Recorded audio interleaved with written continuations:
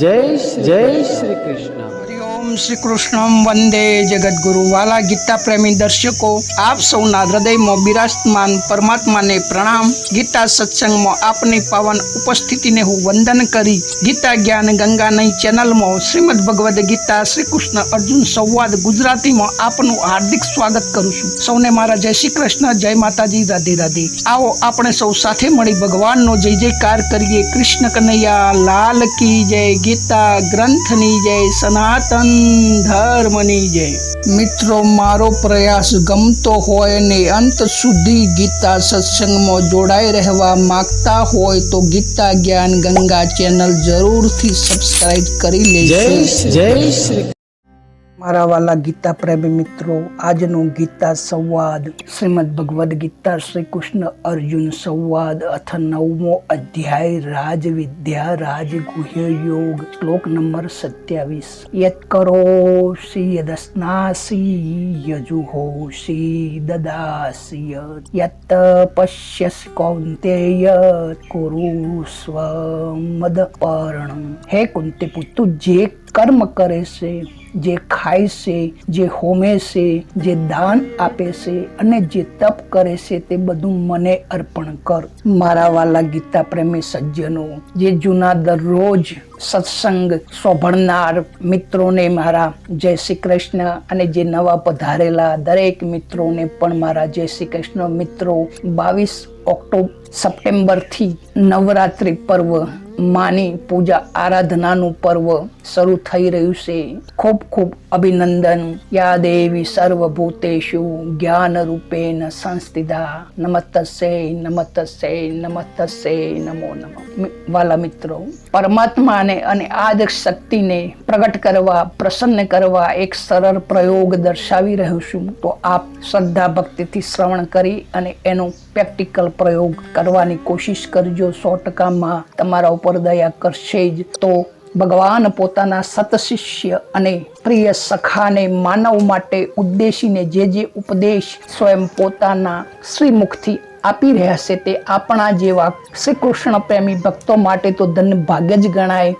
જેવી રીતે શ્રીમંત સ્વયં પોતાના ડાયરેક્ટ કઈ રીતે મળી શકાય, પોતે કઈ જગ્યાએ કયા સમય હશે, પોતાને શું વસ્તુ ગમે છે જેનાથી તે જલ્દી પ્રસન્ન થાય છે, અથવા પોતાને ગમતી અને અણગમતી ગુપ્ત વાતો પણ પોતાના ખાસ મિત્ર આદમીને કહે છે, તેમ ભગવાન અર્જુનના દ્વારા આપણને કહી રહ્યા છે કે હે મારા વાલા ગીતા પ્રેમી સજ્જનો, વાલા મિત્રો, મને પ્રસન્ન કરવા, મને પ્રગટ કરવા, મને રાજી કરવા ખાસ અનુષ્ઠાન, ખાસ વિધિ વિધાન, ખાસ પૂજા સામગ્રીની જરૂર નથી। મને પ્રસન્ન કરવા માટે આપનો ફક્ત ને ફક્ત સાચો પ્રેમ, સાચો ભાવ જ કાફી છે, પર્યાપ્ત છે। અને હું પણ ફક્ત ને ફક્ત પ્રેમ જ ઈચ્છું છું। મારે તો સર્વશ્રેષ્ઠ ધામ વૈકુંઠ છે, તેની બરાબરીમાં બીજું કોઈ ધામ આવી શકે તેમ નથી। મારી સાહેબીની બરાબરીમાં બીજી કોઈ સાહેબી નથી, અને મારા જેવો બીજો કોઈ છે જ નહીં। મારે કશાની ખોટ નથી, કશાની કમી નથી, અને કશાની આશા પણ નથી।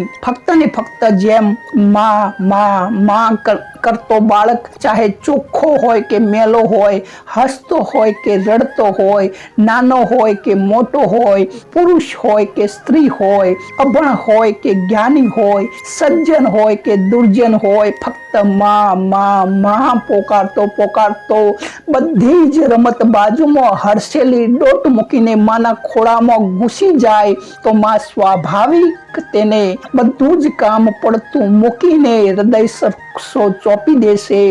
માની મમતા ભર્યો વાત્સલ્યથી તરબોર કરી દેશે, અને જીવનો થાક, દુઃખ, પીડા, ચિંતા બધું જ ભૂલી બાળક પરમ શાંતિમાં પહોંચી જાય છે। તેવી જ રીતે પરમાત્મા પણ વિખૂટા પડેલા જીવ આ સંસારી રમક છોડી, પોતાની ઈચ્છા વાસના, પોતાનો રાગ દ્વેષ છોડી, ભાવે કુભાવે, પ્રેમે અથવા દ્વેષે મને પરમાત્માને મળવા જો ડોટ મૂકી દે તો હું પણ ભૂલી જાઉં છું કે હું પરમાત્મા છું। જેમ સુદામાનું નામ સાંભળતા અષ્ટપટરાણીઓથી ઘેરાયેલા દ્વારકાધીશ પટરાણીઓને એક બાજુ હડસેલી, પગમાં પગરખો પણ પહેર્યા વગર રાજમહેલ છોડી દ્વારકાની બજારમાં દોટ મૂકે છે કે મારો સુદામા આવ્યો, તેવી જ રીતે મારો દરેક ભક્ત માટે હું હંમેશ તેની રાહ જોતો જ રહું છું. અરે તમને વિશ્વાસ નથી આવતો ને તો એકવાર અજમાવી જુઓ.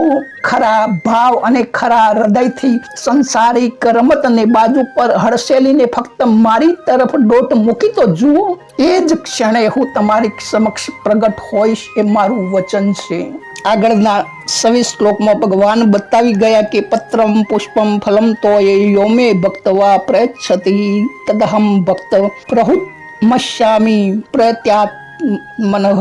અને આ 27મા શ્લોકમાં યત કરોષિ યદનાસ્નેહ યજુહોષિ દદામિ યત પશ્યસી કૌંતેય તત્કુરુસ્વ મદ અર્પણમ. મિત્રો, ભગવાન કહે છે, ભગવાનનો નિયમ છે કે જેઓ જેવી રીતે મારું શરણું લેશે હું તેવી જ રીતે તેમને આશ્રય આપું છું. ગીતા અધ્યાય 4 શ્લોક 11.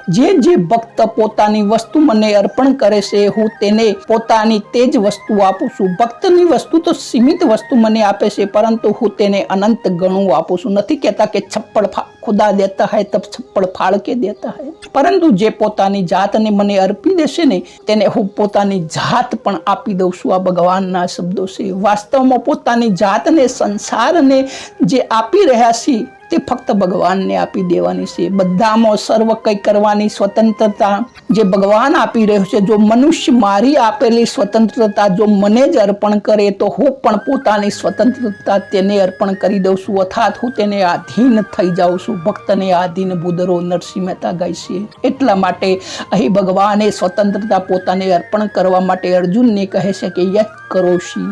આ પદ એવું વિલક્ષણ છે.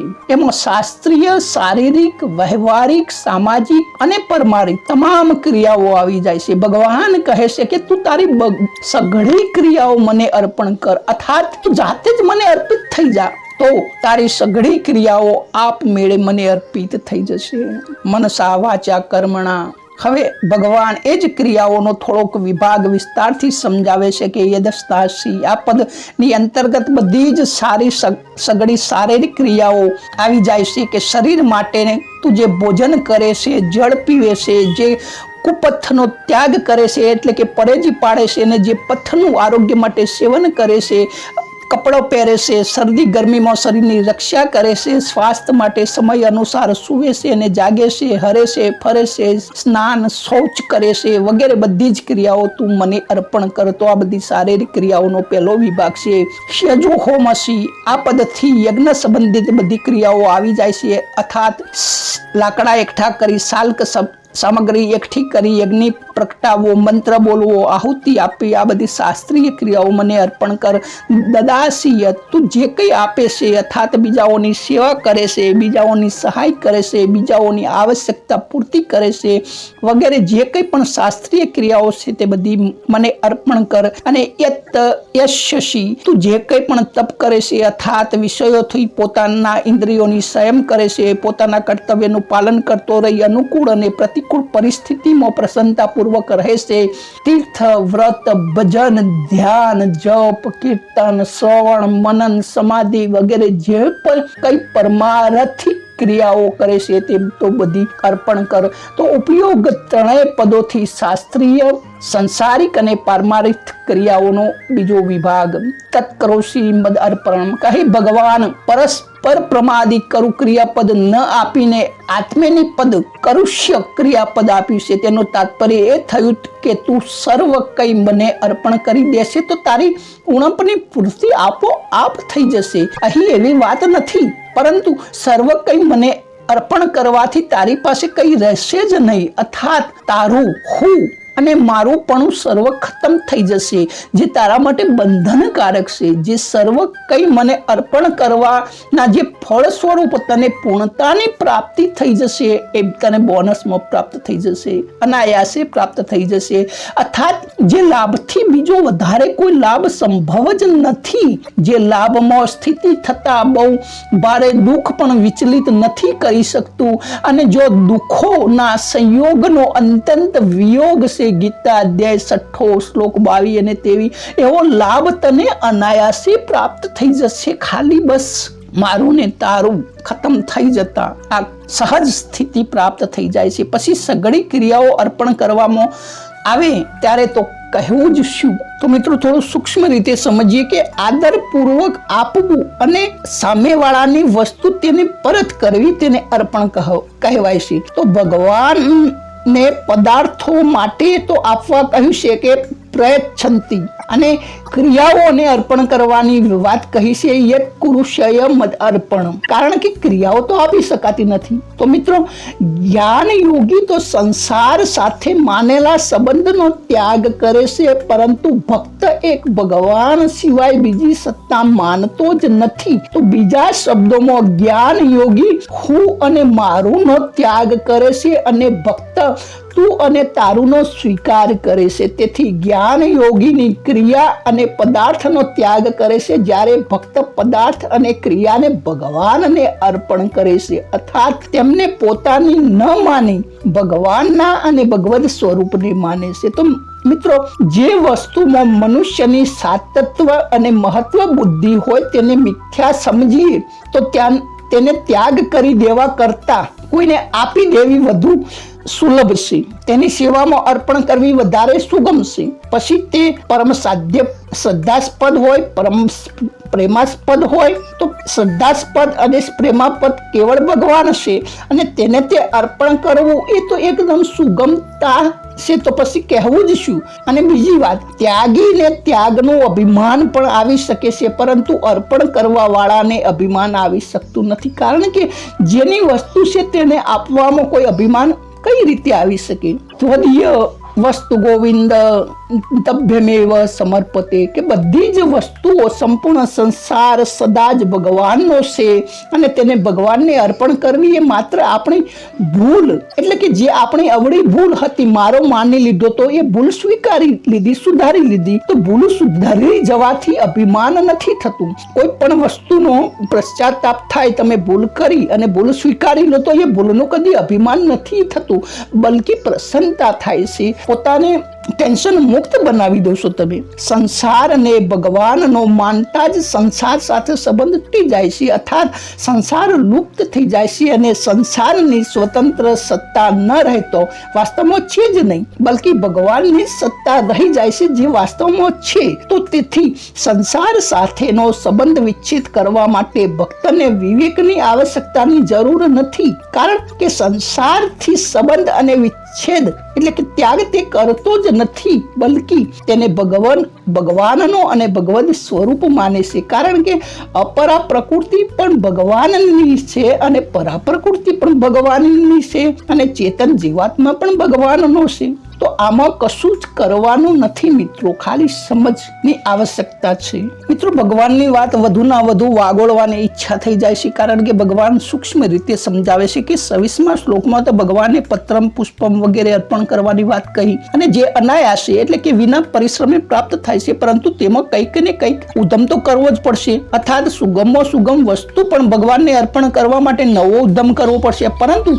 27મા શ્લોકમાં ભગવાને તેનાથી પણ વિલક્ષણ વાત કહી કે તારે નવા પદાર્થો નથી આપવાના, નવી ક્રિયા નથી કરવાની કે નવો કોઈ ઉદ્યમ નથી કરવાનો, પરંતુ તારા દ્વારા જે કંઈ પણ લૌકિક, પારમારિક અને સાંસારિક જે સ્વાભાવિક ક્રિયાઓ થાય છે તે જ ભગવાનને અર્પણ કરી દેવાની છે. તો તેનું તાત્પર્ય એ થયું કે ભગવાનને માટે કોઈ વસ્તુ અને ક્રિયા વિશેષથી અર્પણ કરવાની જરૂર નથી, પરંતુ સ્વયં પોતાને જ અર્પિત કરવાનું છે, સમર્પિત કરી દેવાનો છે. જાતે અર્પિત થવાથી બધી જ ક્રિયાઓ સ્વાભાવિક ભગવાનને અર્પણ થઈ જ જશે. કારણ કે જેમ પત્ની પતિને સમર્પિત થઈ ગઈ તો પછી પત્નીનું જે પણ કંઈ હોય તે પતિનું થઈ જાય છે, અને પતિ પત્નીને સમર્પિત થઈ ગયો તો પતિનું જે કંઈ પણ વંશ વારસો સંપત્તિ હોય એ બધું પત્નીનું થઈ ગયું. આ તો આ સંસારિક નિયમો આટલી સગવડતા છે. તો જો તમે ભગવાનના થઈ જાઓ તો ભગવાનને પ્રસન્નતાનું સાધન બની જશે. જેવી રીતે બાળક પોતાની માની સામે રમે, ક્યારેક દોડીને દૂર ચાલી જાય, પછી પાછું દોડીને ખોળામાં આવે, કદી પીઠ ઉપર ચડી જાય, વગેરે વગેરે ક્રિયાઓ બાળક કરે છે. તે ક્રિયાઓ સર્વત્ર માતાને પ્રસન્ન કરવા જ થાય છે. અને માની પ્રસન્નતામાં બાળકનો અને મા પ્રત્યેનો પોતપોતાનો ભાવ જ કારણ છે. તેવી જ રીતે શરણાગત ભક્તનો ભગવાન પ્રત્યેનો આત્મભાવ હોવાથી ભક્તની પ્રત્યેક ક્રિયાઓ ભગવાનની પ્રસન્નતા માટે જ થાય છે. તો મિત્રો વિષયને વિરામ આપીએ. આગળના શ્લોકોમાં ફરીથી મળીશું. તો સુધી સૌને જય શ્રી કૃષ્ણ, જય માતાજી. અને મિત્રો મારા ગુજરાતી ભાષાના દરેક ભક્તોને ખાસ વિનંતી કે મિત્રો ગુજરાતી ભાષામાં ભગવદ્ ગીતા અને તેમાં પણ સરળ ભાષામાં ગુજરાતીમાં સત્સંગ થઈ રહ્યો છે. તો વધુમાં વધુ લાભ લેવા માટે મારી નમ્ર વિનંતી છે. સૌને મારા જય શ્રી કૃષ્ણ, જય માતાજી, રાધે રાધે.